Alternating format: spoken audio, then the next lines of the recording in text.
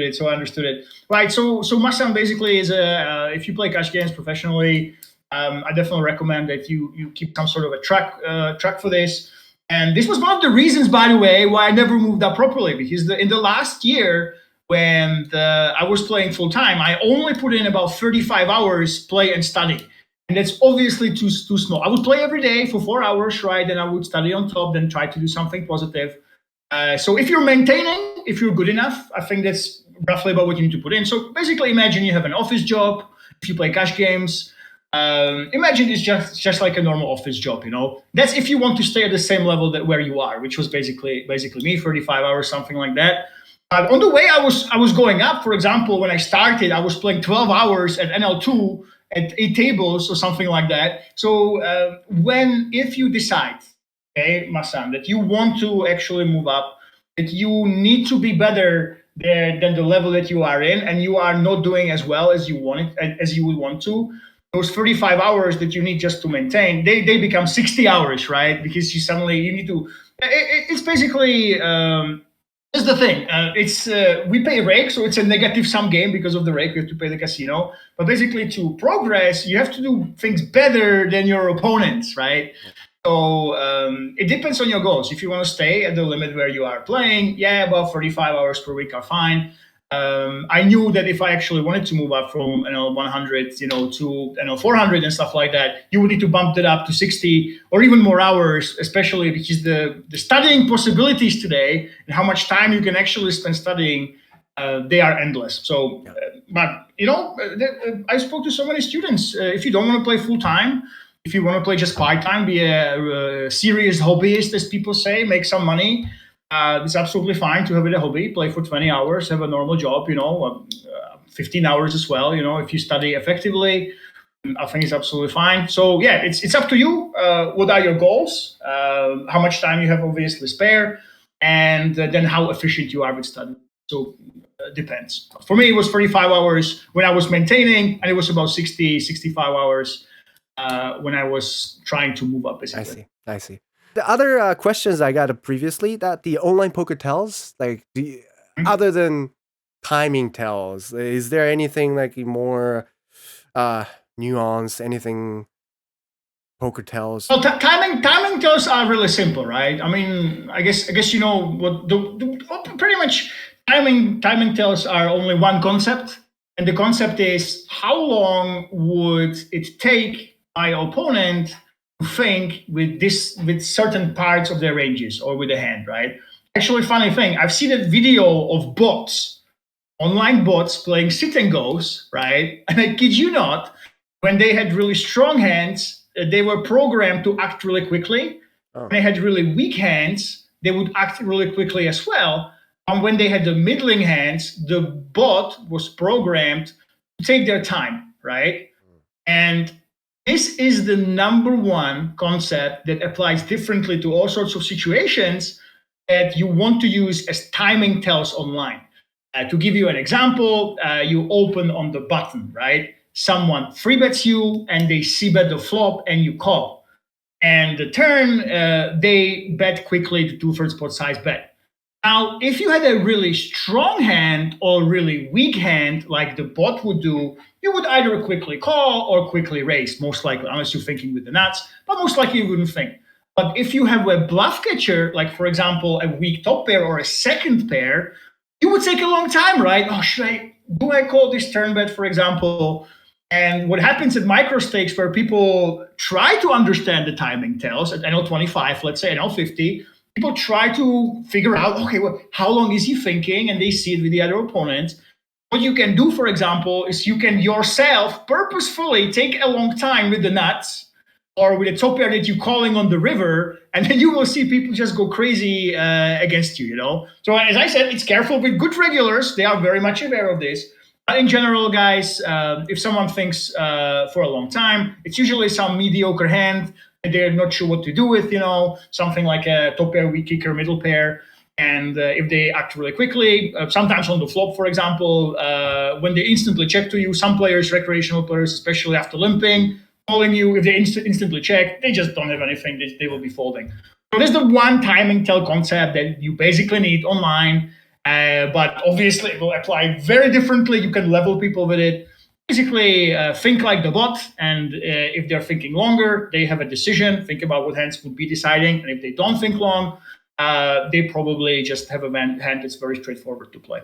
Interesting. Like I always thought the bot would randomize their time, just to kind of balance it out. But I didn't know that you can actually, try. They are trying to exploit you, right? That's interesting.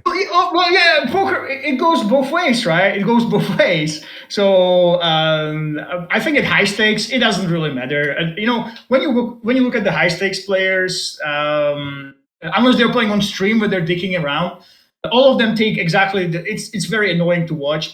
All of them take like 20 seconds every single decision, because they don't want to give anything out, and they don't think that the other opponents will be fooled easily. But online, if you play in Japan and you play these tournaments and you see someone trying to get serious, they will probably think about what you're doing, so you can try to fool them with these timing tells, which is a really underrated thing, that many people don't know about, but you can obviously yourself pretend that, and I basically do it every time, and you would be surprised how much people actually do read into this and how much extra value you can actually get. Yeah.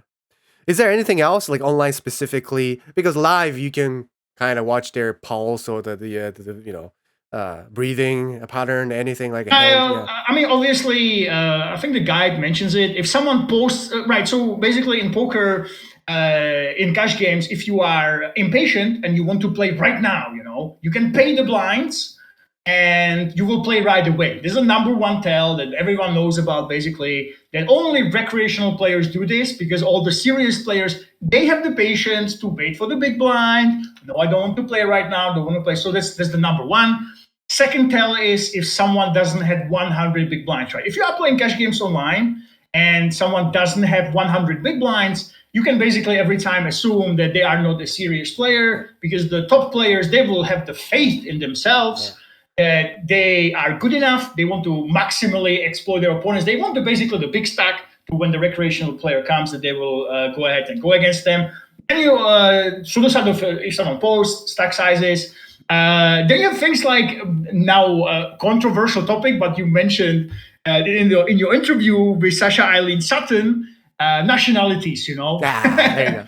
In poker, you can obviously tell it's more probable that, for example, someone from Brazil will be crazy, that someone who's French, sorry, my French friends will suck unless you LP, I've tried to teach my French friends poker. It didn't work. It just didn't work.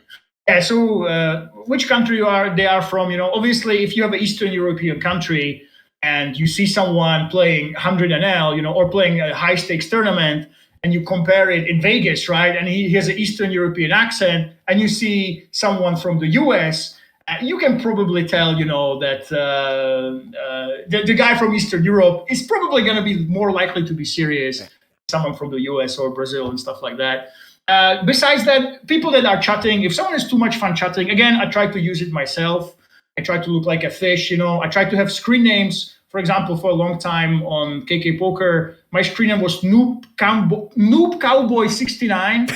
Basically, I was trying to look like, this is cowboy hats, cowboy in there, stuff like this, random number. This is what the recreational players use. So, but you see, it goes both ways. Yeah. You yourself maybe want to appear that way.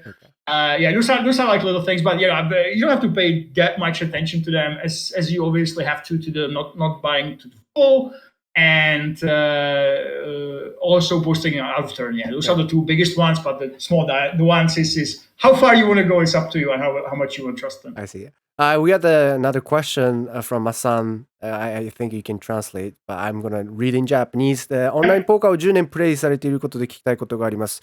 例えば日々オンラインポーカーをしていて、1、2週間成績が悪かったりした際に、プレイするのがうんざりしてしまうことはありますか？またどう解消していますか？ Right, so online poker itself, obviously, if you play for longer, in the first, it's like in a relationship, you start a relationship and the first 3 months are so exciting. I can't wait to spend 16 hours and play NL2, make those sick $2 per hour, and show everyone my graphic goes up, and you can't sleep, there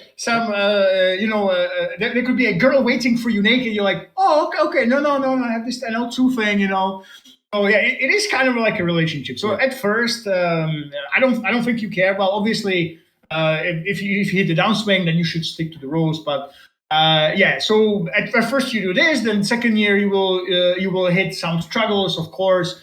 And I think most long-term players, they have trouble with burnout. They have the downswings, and many quit, for example. But the answer is that poker is basically it's being treated like a sport more and more. Back in the day, you would basically just go ahead, grind as much as you can, and study as much as you can.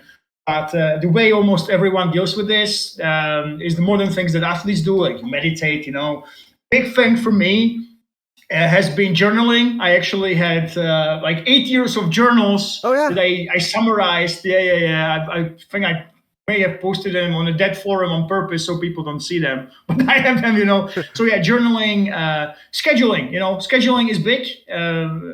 To know when you are playing, I think I took it actually too far, because I literally, the night before, I would say how many hours I want to spend on cash games, on poker, and then schedule study time. Then I would schedule, for example, I'm going to the pool, I'm going to do this and this and this. I think I had like 60, 70 hours productive week if you add all these things together. But yeah, your routine, your approach to life is the way that the top players basically are doing.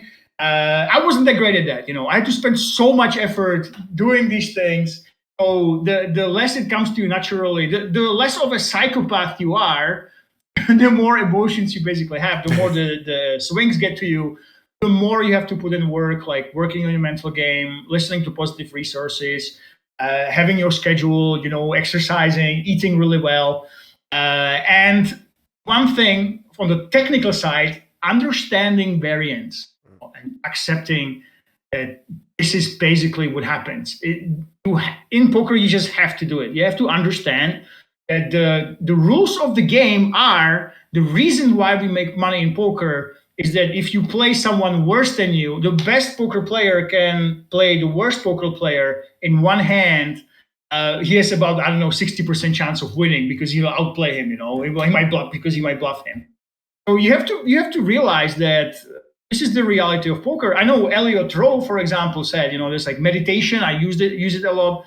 And he says your downswings are like a marketing expense. Yep. You're basically giving money to the poker economy so that it can keep going. The losing players can keep deceiving themselves that they are actually winners. They need to have that jolt of positivity. It is an entertainment industry. Yeah. Understanding the math and stuff like that. The big things that he said that you are a casino, right? It's the player wins, player loses, but overall, in the long term, you're winning. So that's a big thing about Elliot is saying. And also, I think the part is the being in community. You surround yourself, either the virtual or even live. This is such a huge for me. Like I started the streaming, and I have quite a good friends and community in my X account too, and it's very supportive. When you're down, but you want to go for it because everybody else is going or everybody else is supporting you. So. Yeah, actually, that's a big topic that I didn't mention when you are moving out, and I've been very fortunate in this. Is that basically I had this is why I realized that I'm not that good at poker because I'm not at the highest level, like all those friends. But yeah, if you socialize in poker and you try to talk to people, you try to be really positive, ask them questions, be interested in them, it's really gonna open doors. And obviously. Going ahead and dealing with downswings is one thing. You will get that support. You will see that other people go through it as well. One pitfall is though, don't just be around negative people, all right? Yeah. I think that one interesting thing is like the people that have made it, that made millions of dollars from poker that I know, one trait that they had in common was that when we were in these groups, you would almost never see them post any bad beats. They were like, oh, I called this jag high on the river, like Viktor Malinovsky, he's like top 2 player in the world. He would only post hands. Oh yeah, guys, what do you think? This 7-3 offsuit, all in bluff on the river, it worked out pretty well. People would criticize him and stuff like that. So yeah, community is important, but also there is a small caveat. Try to be around positive people that will lift you up. They don't say, oh, poker is terrible and stuff like that. It will help you. First of all, it will help you in downswings. They will know what you're going through, like, okay, do this and stuff like that, go over hands with you. But also, they will help you with your strategy. You will get better together. You will get motivation. And I can't understate how big community is, Obviously, poker strategy is one. I have Discord groups. I have Skype groups. And poker is a lonely profession. If you are down there alone, and unless you are that psychopath I talked about that doesn't care, you do need that support group. And when it comes to dealing with this, you're absolutely right that getting the community like you have here very, very important. Yeah. So meaning that definitely you don't go to Reddit poker thread, right? And that's not the community you want to belong. Yeah. No, I don't. Yeah, usually it's like I don't know. You go 2+2 poker strategy, of course, is a good one. Or in YouTube, say people. I'm not sure how it works with the influencers. I know that one author like Alex Duval makes these videos, like controversial ones. Just come join my Discord. It's like, why not? Just if anyone asks you, let's study hands together. Just say hell yeah. And one thing I want to mention, like throughout my career, poker is a lonely profession, guys. Like even the players. You think, oh, this guy is so good, I can't even talk to him. It's not the case. You can just ask them questions, and like 90% of the time, they will just say, oh, yeah, just do this. Thank you for reaching out, and stuff like this, And basically, I was playing L25. I was studying with my peers that were the best players in the world. I was asking really, really good players questions. Message them on forum, and they will help you out. And it's not just, it's not just about the strategy, not just about downswings, not just about being better, but you just feel better as a person. You help out someone else to feel like they're socializing, you will socialize yourself, and you'll pull yourself up together. So I definitely recommend that. Yeah. You already mentioned about